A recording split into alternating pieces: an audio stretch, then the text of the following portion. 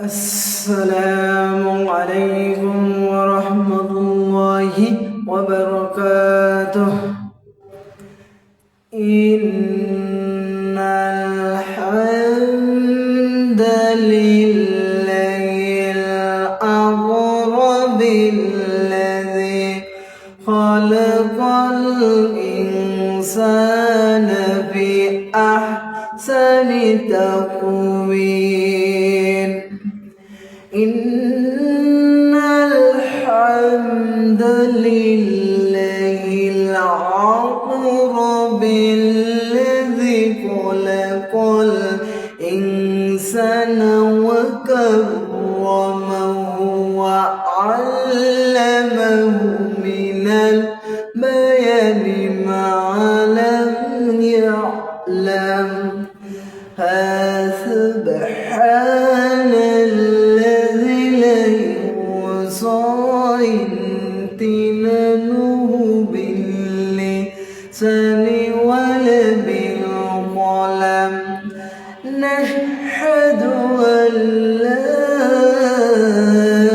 إله إلا الله ونشهد أن محمدا عبده ورسوله الذي أرسله بالحق بشيرا ونذيرا وداعيا إلى الله بإذنه وسراجا وقمرا منيرا.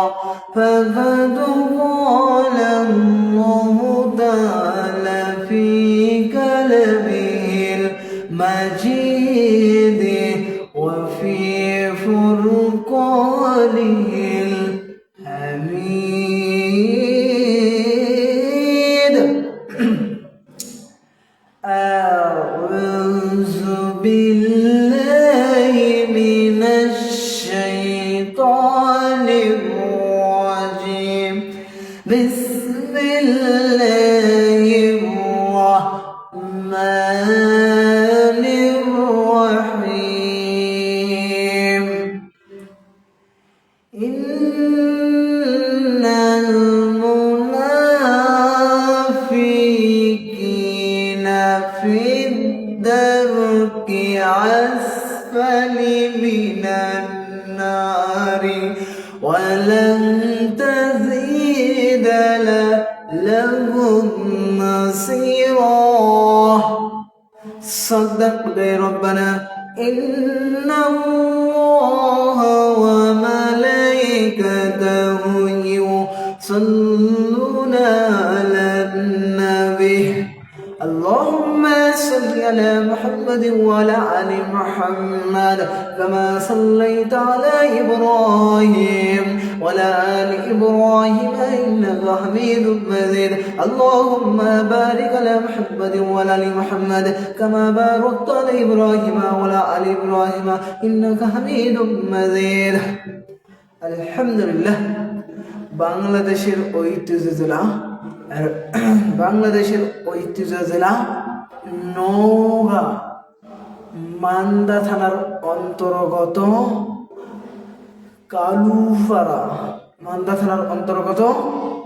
কালুপাড়া জামে মসজিদের ভিতর একটা বিরাট ইসলামী মহা এবং সম্মেলন আয়োজন করতে পারে আমরা সবাই খুশি না বাজার? সবাই বলুন আলহামদুলিল্লাহ। আল্লাহ রাব্বুল আলামিন বলেন, ইয়া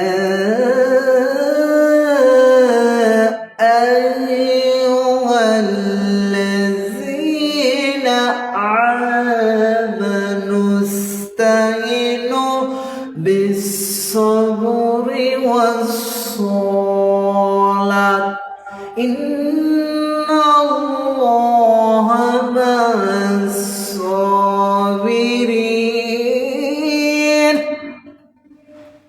আল্লাহু আকবার।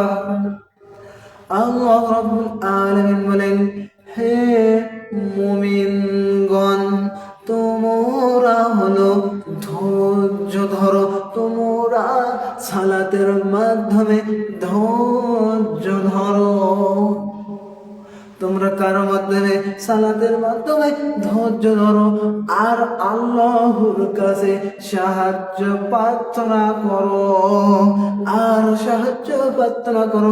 আল্লাহ রাব্বুল আলামিন ধৈর্যশীলদেরকে পছন্দ করেন। আল্লাহ অধৈর্যশীলদেরকে পছন্দ করেন না। মাওলানা মুখলিসুর রহমান জিহাদির ছেলের কেসে একটা হাতটা ভেঙে গিয়েছেন। মাওলানা মুখলিসুর রহমান জিহাদি শুনতে পায় নাই, মুখলিসুর রহমান জিহাদির কাছে খবর আসে নাই, কিন্তু হঠাৎ করে খবর আসলো আপনার ছেলের হাতটা ভেঙে গিয়েছেন। মুখলিসুর রহমান জিহাদি 2 রাকাত সালাত কায়েম করলেন। সালাত কায়েম করার পর আল্লাহ আমার ছেলের হাতটা তাড়াতাড়ি ভালো করে দেওয়ার জন্য ব্যবস্থা করে দাও। আর উনি ধৈর্য ধরলেন। মাওলানা মুয়াশিক হুজুরকে আল্লাহ রাব্বুল আলামিন ভালোবাসেন, মুখলিসুর রহমান জিহাদি হুজুরকে ভালোবাসেন, মাওলানা মুয়াশিক হুজুরকেও ভালোবাসেন। বাসার পরে বিপদ আপদ দিয়েছেন, দিয়ে পরীক্ষা করে দেখছেন। মাওলানা মুয়াশিক হুজুর বলছেন আল্লাহ খালি আমার বিপদ দেয়, অন্য কারো বিপদ দেয় না। মুয়াশিক হুজুর কিন্তু ধৈর্য ধরতে পারলো না। আল্লাহর উপর ধৈর্য ধরতে হবে। ধৈর্যশীলদেরকে আল্লাহ পছন্দ করেন। আল্লাহ কাদেরকে পছন্দ করেন? ধৈর্যশীলদের সাথে আল্লাহ আছেন এবং ধৈর্যশীলদের সাথে থাকবেন। একটু জোরে বলেন না সুবহানাল্লাহ। আল্লাহ রাব্বুল আলামিন বলেন ওয়া তাম্মাত কালিমাতু রাব্বিকা সিদকাও ওয়া লা মুবাদদিলা লিকালিমাতিহি ওয়া হুয়াস সামিউল আলিম। আল্লাহ রাব্বুল আলামিন বলছেন এই কোরআনের ভিতরে যা আছে সব সত্য কথা। এই কোরআনের ভিতরে যা আছে সত্য কথা, একটাও ভুলের কি নাই, একটাও হলো ভুল ভাল কিছু নাই। কেউ ভুল ধরতে পারবে না। এই কোরআনুল কারীমের ভেতর কোনো ভুল টুকি নাই, কোনো ভুলের সন্দেহ নাই। এই 2 নম্বর, এই কোরআনুল কারীমের ভেতরে যা কথা আছে সব সত্য। এই কোরআনুল কারীমের কথা কিয়ামত পর্যন্ত পুরাতন হবে না। কিয়ামত পর্যন্ত কোরআনুল কারীমের কথা ঘোরফার হবে না। কোরআনুল কারীমের কথা কিয়ামত পর্যন্ত একই থাকবে। কোরআনুল কারীমের কথা উলট পালট হবে না, পুরাতন মনে হবে না। যা পড়ব নতুন মনে হবে। কোরআনুল কারীমের কথা সব হবে কি সব কোরআনুল কারীমের ভিতরে যা আগে উলট পালট হবে না। কোরআনুল কারীমের কথা একই থাকবে কিয়ামত পর্যন্ত। 3 নম্বর, এই কোরআন দেন নাই বিচার ইনসাফ নাই। ইনসাফ বিচার ব্যক্তি নাই ইনসাফ বিচার করতে হবে। কোরআন দিয়ে বিচার করতে হবে। এখন কোরআনুল কারীম দিয়ে বিচার নাই। কোরআনুল কারীম দিয়ে আমরা বিচার করেছি সুদ ঘুষ। আমরা কেউ বিচার করে কিছু টাকা পয়সা খায়া বিচার করে, এরকম বিচার নয়। কোরআনুল কারীম দিয়ে বিচার করতে হবে। একটু জোরে বলেন না সুবহানাল্লাহ। আর কোরআনুল কারীম দিয়ে বিচার করলে হবে না, কোরআনুল কারীম দিয়ে বিচার করতে হবে। আরশের ময়দানে 6 শ্রেণীর নেতা, আরশের নিচে 6 শ্রেণীর মানুষরা হলো ছায়ার তলে থাকবে। 1 নম্বর, নাই বিচারপতি, নাই পরায়ণ বিচারপতি। যাই কোরআন দিয়ে বিচার করবে, ফাইসালা করবে, তিনি থাকবে ওখানে। তিনি থাকবেন কোটি আরশের ছায়ার তলে তিনি থাকবেন। 2 নম্বর, যার অন্তর শুধু সালাত কায়েমের দিকে, যুবক অবস্থায় সালাত কায়েম করে আর সালাতের জন্য সবসময় আহ্বান করে আর সালাত সবসময় কায়েম করে যুবক অবস্থায়। 3 নম্বর, যার কলিজাটা মসজিদের সাথে লেগে থাকে। একটু জোরে বলেন সুবহানাল্লাহ। লেগে থাকে। আল্লাহ রাব্বুল আলামিন বলেন, ইন্নাল্লাযীনা ইয়াখতুমুনা মা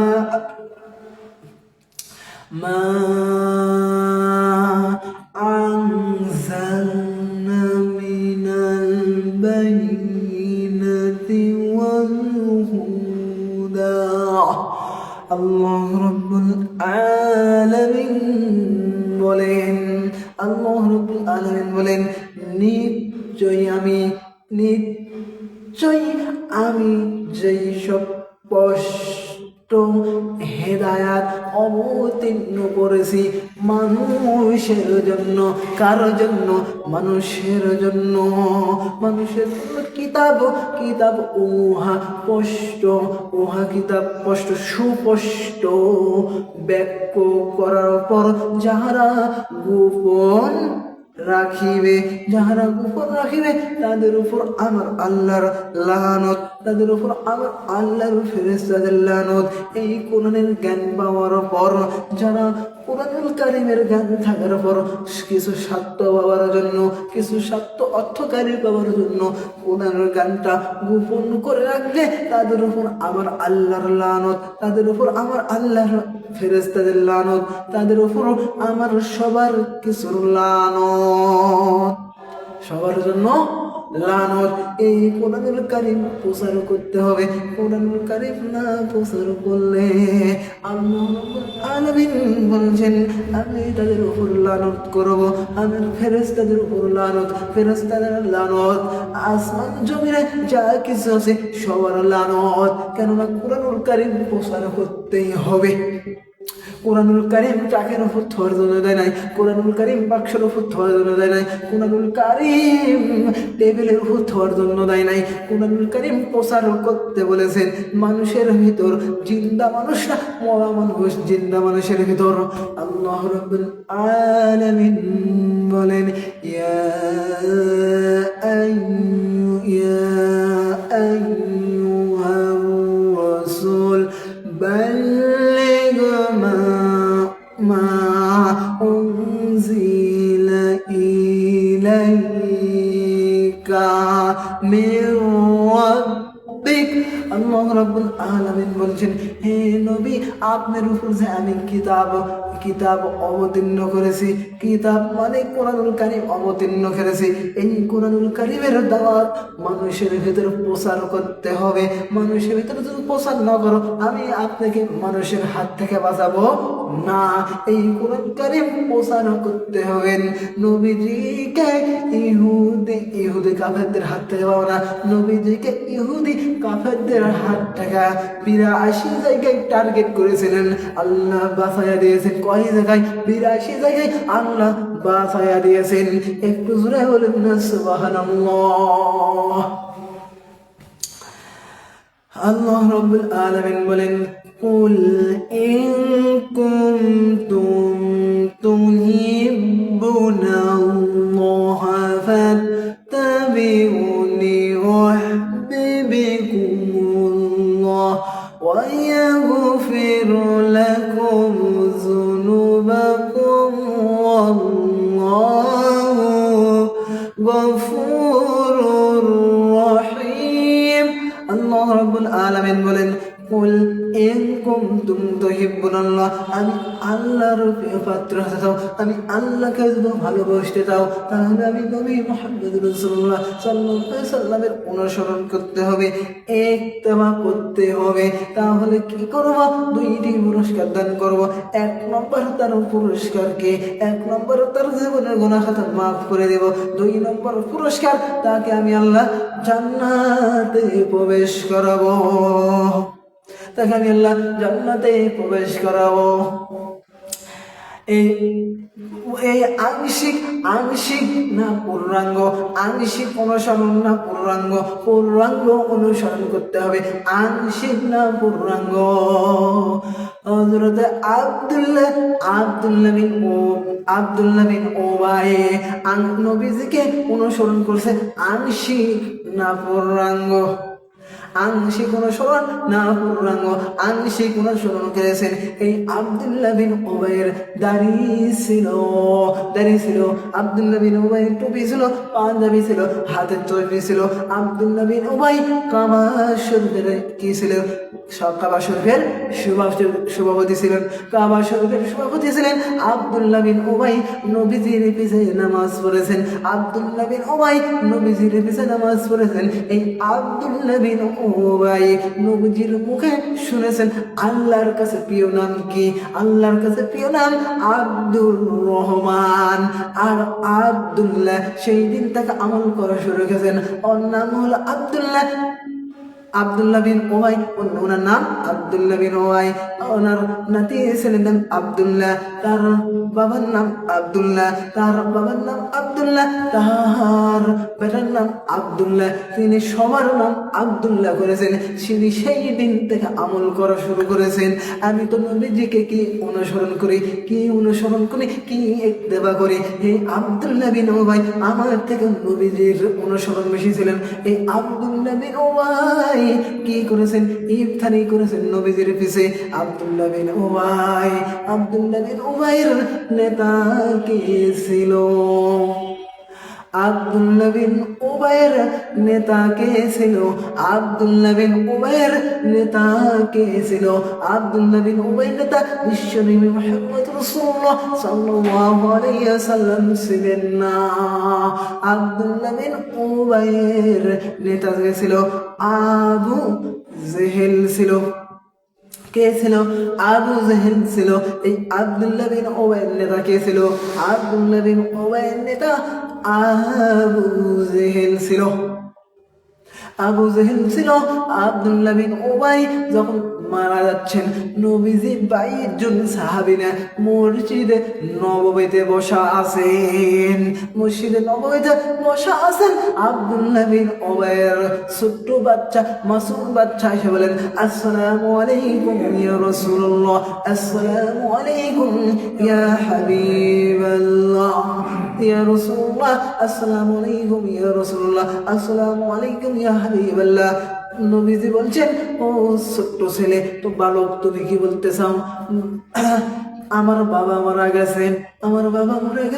আপনার বাবার নাম কি? আব্দুল্লাহ বিন ওবাই। নবীজি বসা ছিলেন। তারপরে বলেন, কি ওসিয়ত করেছেন? আমার বাবা আপনার কাছে 2টা ওসিয়ত করেছেন। এক নম্বর ওসিয়ত কি? 1 নম্বর আপনি জানাজা করে দিবেন। 2 নম্বর ওসিয়ত, আপনার যে শরীরে যে জামা আছে, যে পোশাক আছে, এই জুব্বাটা খুলে দেওয়ার জন্য বলেছেন। নবীজি জামা খোলা শুরু করলেন। পিছের থেকে হযরত ওমর জামা টেনে ধরলেন। খলিফাতুল মুসলিমিন হযরত ওমর জামা টেনে ধরলেন। জামা টেনে দিয়ে বলেন, ও নেতা বিশ্ব মুহাম্মদ রাসূলুল্লাহ সাল্লাল্লাহু আলাইহি ওয়াসাল্লাম, আপনি জামা দেন না। কেননা আপনাকে বদরের ময়দানে কাঁদাইছেন আব্দুল্লাহ বিন ওবাই। আপনাকে কান্দাছেন। আপনি ওই দিন শিশুর মতো কেঁদেছিলেন। আপনার পিছে বদরের যুদ্ধে 300 লোক নিয়ে ভেঙে গিয়েছিল। এই আব্দুল্লাহ বিন ওবাইয়ের জন্য জামা দেবেন না। ওমর, আল্লাহ এখন আমাকে নিষেধ করে নাই, জামা দেবেন না। হঠাৎ টান করে ছেলে আব্দুল্লাহ বিন ওবাইয়ের ছেলের হাতে দিয়ে দিলেন। চলে গেলেন। এই আব্দুল্লাহ বিন ওবাইয়ের নবীজি 22 জন সাহাবী, 21 জন সাহাবী নিয়ে দাঁড়িয়ে গেছেন। হযরত ওমর বসা।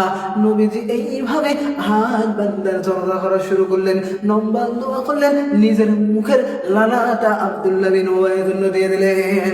সঙ্গে সঙ্গে জিবরাইল এসে বলে, হে নবী হাত নামান।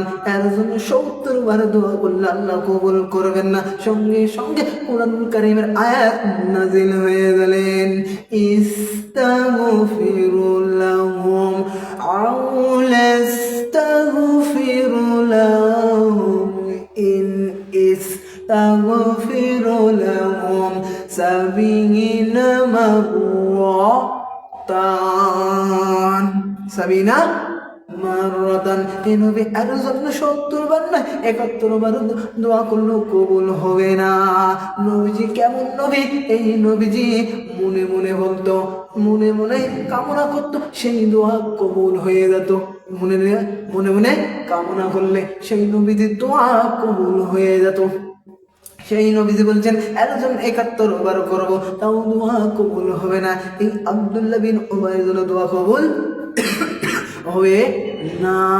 তারপরে নবীজি শিশু যেহেতু ছোট বাচ্চা, মাসুম বাচ্চা কাঁদছেন। আবার আব্দুল্লাহ বিন উবাইয়ের কবর কাছে 2 হাত তুলে আল্লাহর কাছে বলছে, আল্লাহ আব্দুল্লাহ বিন উবাইকে মাফ করে দাও, আব্দুল্লাহ বিন উবাইকে মাফ করে দাও। সঙ্গে সঙ্গে জিবরাইল এসে বলে, হে নবী আপনি হাত নামান। মুশরিকের জন্য কিছু হাত তুলেছেন।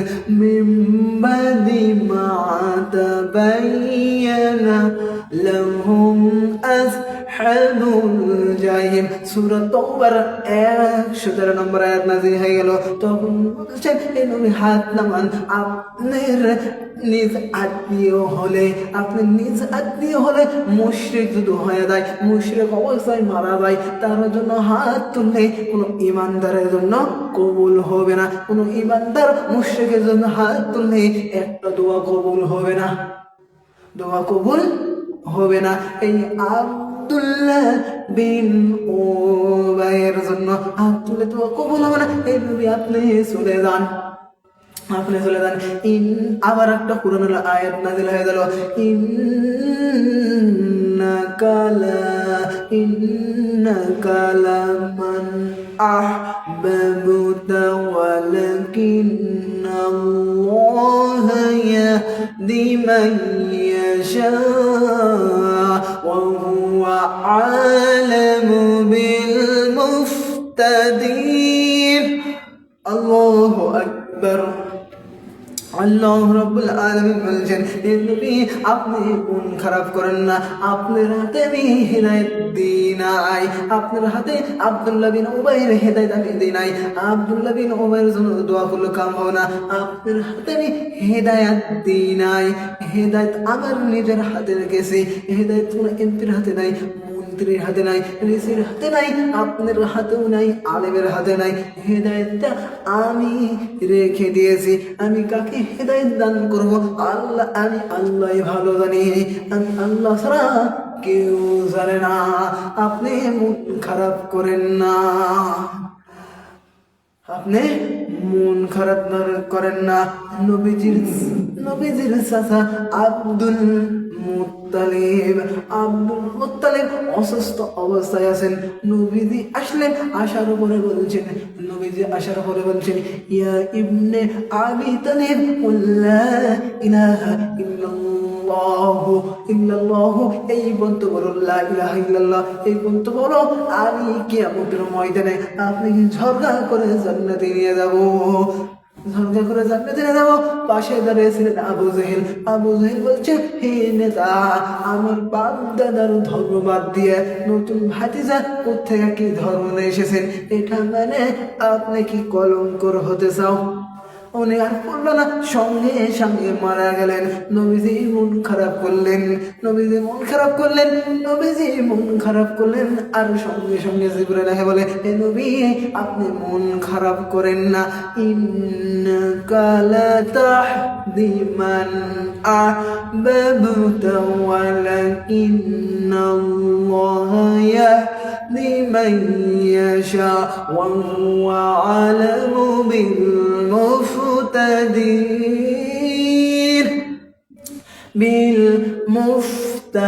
بالمفتدين নবী আপনি মন খারাপ করেন না, আপনার হাতে হেদায়েত নাই, আপনার হাতে হেদায়েত নাই, আলেমের হাতে হেদায়েত নাই, ডিসির হাতে হেদায়েত নাই, এমপি মন্ত্রী কারো হাতে হেদায়েত নাই, আপনাকে আমি হেদায়েত দিই নাই, আমার নিজের কুদরতি হাতে রেখেছি। হেদায়েত কে পাবে আমি ভালো জানি, আমি ভালো জানি। আমার আজকের আলোচনার বিষয় সূরাতুন নিসার 145 নম্বর আয়াত, মুনাফিক সম্পর্কে, মুনাফিক সম্পর্কে। সবাই জবান খুলে বলেন, আউযু বিল্লাহি মিনাশ শাইতানির রাজিম, বিসমিল্লাহির রাহমানির রাহিম।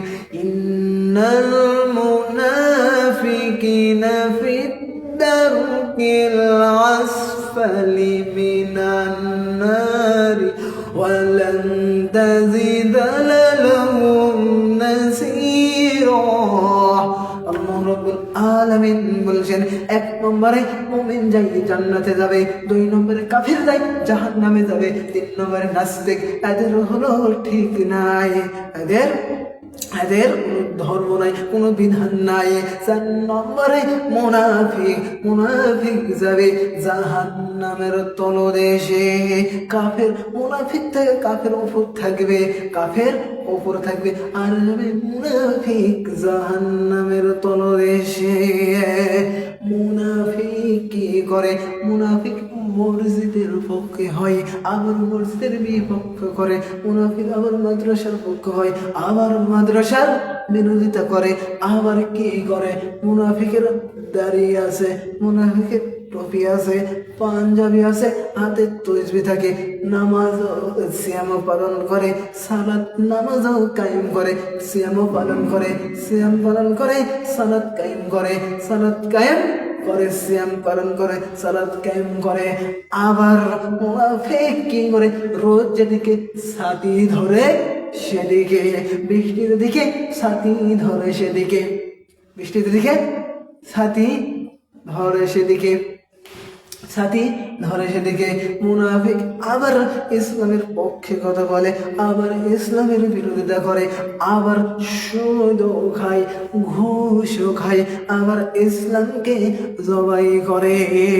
মুনাফিকের জিনা অসম্ভব ব্যাপার। এই আব্দুল্লাহ বিন উবাই মুনাফিক নয়, শুধু মুনাফিক নয়, মুনাফিকের সর্দার হয়ে পড়েছেন। আমাদের ভিতর এই আব্দুল্লাহ বিন উবাইয়ের মতো এরকম স্বভাব থাকে, আমাদের আব্দুল্লাহ বিন উবাই থেকে আমরা খারাপ বেশি। আব্দুল্লাহ বিন উবাই মুনাফিক ছিলেন, মুনাফিক ছিলেন। এই আচরণ যদি পড়ে যায়, আব্দুল্লাহ বিন উবাইয়ের মতো আচরণ যদি পড়ে যায়, তাহলে আমরা আব্দুল্লাহ বিন উবাই ছেড়ে গেছি। আব্দুল্লাহ বিন উবাইয়ের জন্য 70 বার দোয়া করে কবুল হয় না, 71 বার দোয়া করে কবুল হয় না, আমাদের জন্য 71 বার দোয়া করলে কবুল হবে না। আব্দুল্লাহ বিন উবাই সব কিছু ঠিক ছিল, কিন্তু অন্যতা ছিল আবু জেহেল। তো আসসালামু আলাইকুম। আমার বলা খবরের ভিতরে ভুল টিকে থাকে, আপনি নিজের ক্ষমা করে দেন। সুবহানাকা আল্লাহুম্মা ওয়া বিহামদিকা আশহাদু আল্লা ইলাহা ইল্লা আনতা আস্তাগফিরুকা ওয়া আতুবু ইলাইক। আসসালামু আলাইকুম ওয়া রাহমাতুল্লাহি ওয়া বারাকাতুহু।